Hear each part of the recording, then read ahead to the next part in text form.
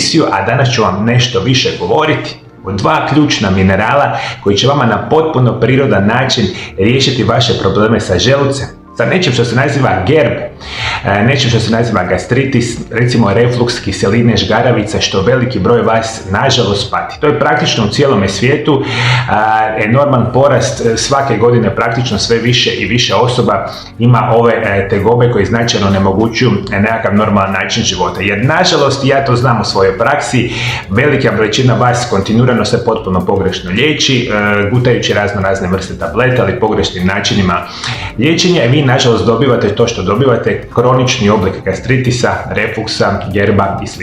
koji se kasnije izuzetno teško rješava. Dva segmenta su nam ovdje jako bitna i molim vas, još jedna napomena, na kraju emisije ću vam reći u kojim dozama ćete uzimati ove minerale svaki dan da na potpuno prirodan način deaktivirate probleme ovoga tipa. Dva segmenta su nama ovdje jako interesantne. Dakle, mi kada govorimo o samom funkcioniranju našeg želuca i probave, jako nam je bitno reći, negdje na vrhu našeg želuca se nalazi jedan specijalni ventil koji se naziva donji sfinkter jednjaka. Dakle, to je onaj dio što je vezano nama za ovu jednu cijev koji se nama spaja sa samim grlom, koji se naziva jednjak.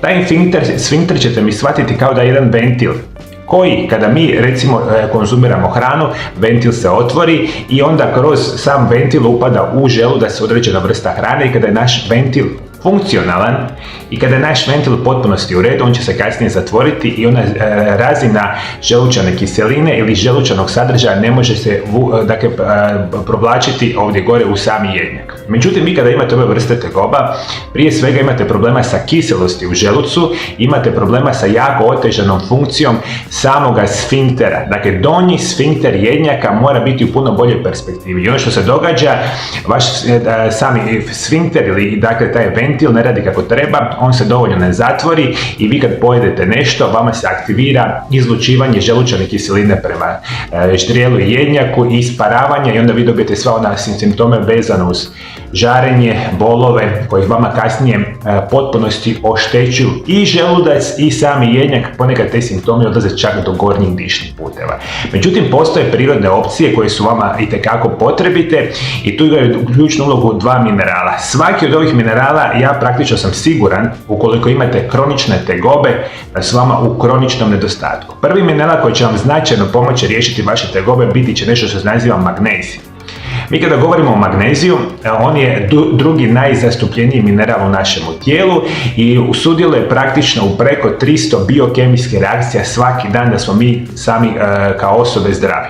Međutim, ono što se događa i ključnu ulogu igra specijalno u funkcioniranju, rekao sam, onoga ventila ili sfinktera. Ono što se zapravo događa kada govorimo o magneziju, kod same ovih vrsta bolesti kiseli sadržaj želuca se apsolutno vraća u jednjak i to uzrokuje upalu, iritaciju osjetljive sluznice jednjaka koja se naziva naravno žgaravica. Spoj jednjaka zapravo ćemo pomoći upravo sa samim magnezijem, jer ono što zapravo događa, magnezij počinje davati puno bolju funkciju onome ventilu koji vama kontinuirano propušta sadržaj želučane kiseline ili želučani sadržaj naravno u sami jednjak. Dakle, puno bolja funkcija opuštanja i relaksacije samoga sfinktera, vama magnezij to rade na potpuno prirodan način. I drugi segment kako će vama magnezij na potpuno prirodan način pomoći riješiti ove tegobe biti će neutraliziranje viška ili visoke razine želučane kiseline. U najvećem broju slučajeva vjerojatno je vaša želučana kiselina na niskoj razini, međutim ukoliko imate visoku razinu želučane kiseline,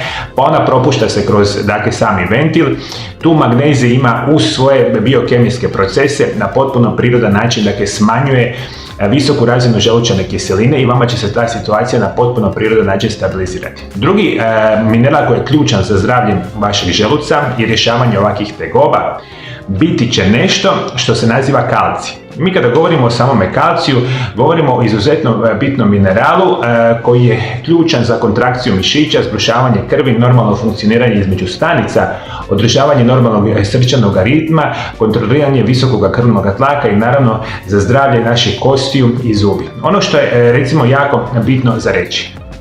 Mi kada govorimo o kalciju, on je broj 1 po zastupljenosti mineral u našemu tijelu i njega 99% ćete naći u kostima ili u samim zubima. I on veliku ulogu igra sa drugim mineralima za održavanje našega zdravlja.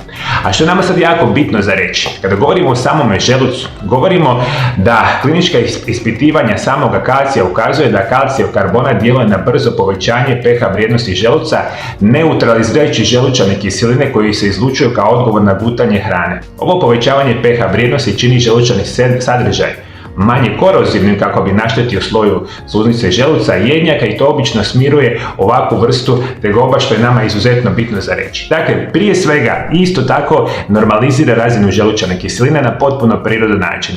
Isti sistem na drugačijim mehanizmima djeluje na funkcioniranje vašega sfinktera. Dakle, vaš sfinkter, ovaj koji smo govorili, ventil, prije svega dolazi do refluksa kiseline kada se peristaltičko kretanje jednjaka postane manje učinkovito ili nedovoljno. I za održavanje kontrakcije potrebni za zadržavanje hrane u želucu i sprečavanje njezinog povratka, ovdje veliku ulogu će imati kalcij. Dakle, kalcij će na puno bolju perspektivu ići razgrađivati samu želučanu kiselinu. Prije svega poticati će stimuliranje određenih specijalnih vrsta hormona koji sudjeluju u razgradnji same hrane i normalizaciji naravno samog želučanog sadržaja. Specijalno govorimo o nečemu što se naziva gastrin. I kada govorimo o gastrinu je hormon koji proizvode G stanice u sluznici želuca i gornjeg tankog crijeva, a ispušta ga se u cirkulaciju krvi. Tijekom obroka gastrin stimulira želudac da oslobodi želučanu kiselinu, odnosno klorovodičnu kiselinu, a želučana kiselina se koristi za pretvaranje neaktivnog oblika proteinskog probavnog enzima zvanog pepsinogen u aktivni oblik koji se naziva pepsin.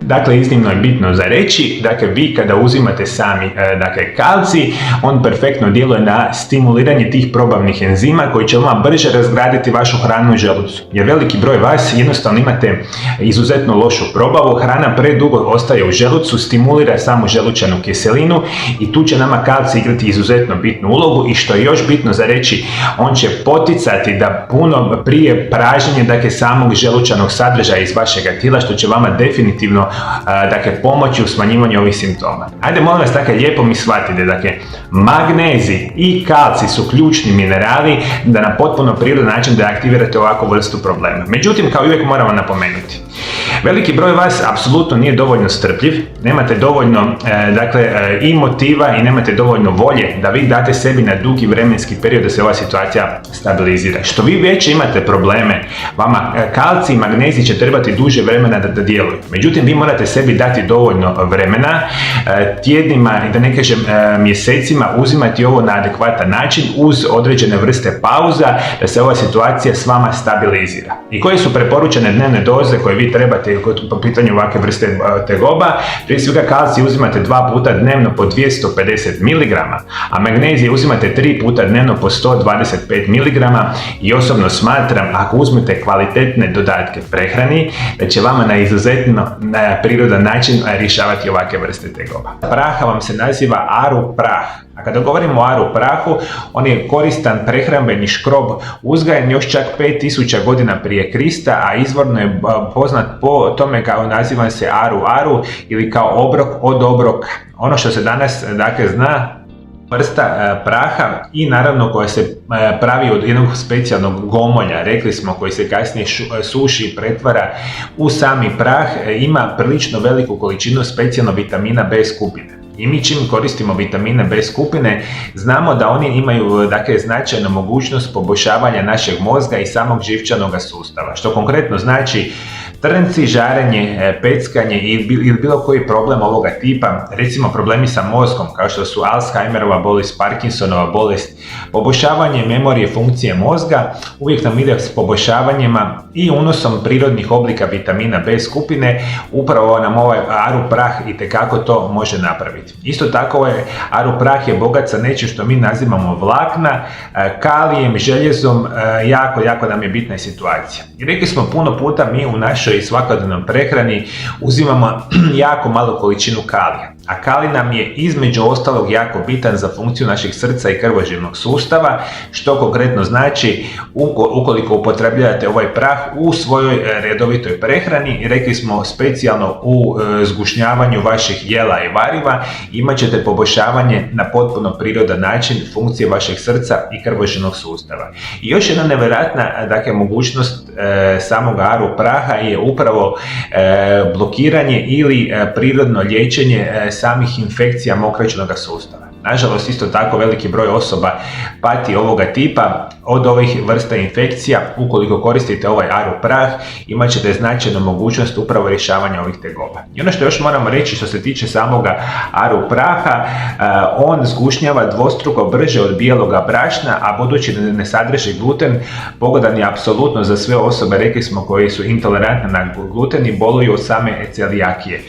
Kada se poviješa čak sa vodom ili sa, ajmo tako reći, parom, on jako brzo zgušnjava naša jela i variva i slično. I zato je između ostalog on jako poznat, jer veliki broj vas u svojoj svakodnevnoj prehrani kad zgušnjavate vaša jela, želite upravo to napraviti iz perspektive upravo s onim, bijelim brašnom i slično, što vama nikako ne treba u svojoj svakodnevnoj prehrani.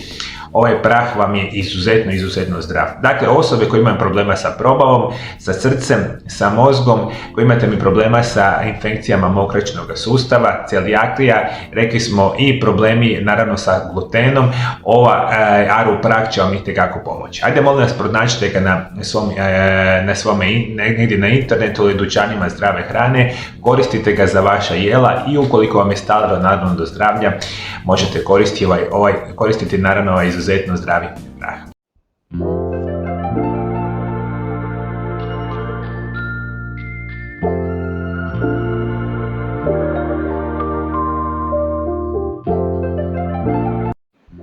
Zadnje 24 godine sam izliječio 1000 pacijenata iz cijeloga svijeta. Jedna od mojih posebnih specijalnosti je liječenje bolesnih leđa. Ukoliko imate ischias, diskus herniju, spinalnu stenozu, artrozu kralježnice ili degenerativne promjene, možda ste u opasnosti od operacije. Nazovite moju ordinaciju i saznajte kako se uz pomoć posebnih programa, prirodnih liječenja i korištenjem najmodernijih medicinskih metoda na brz, siguran način uklanjaju bolesti leđa.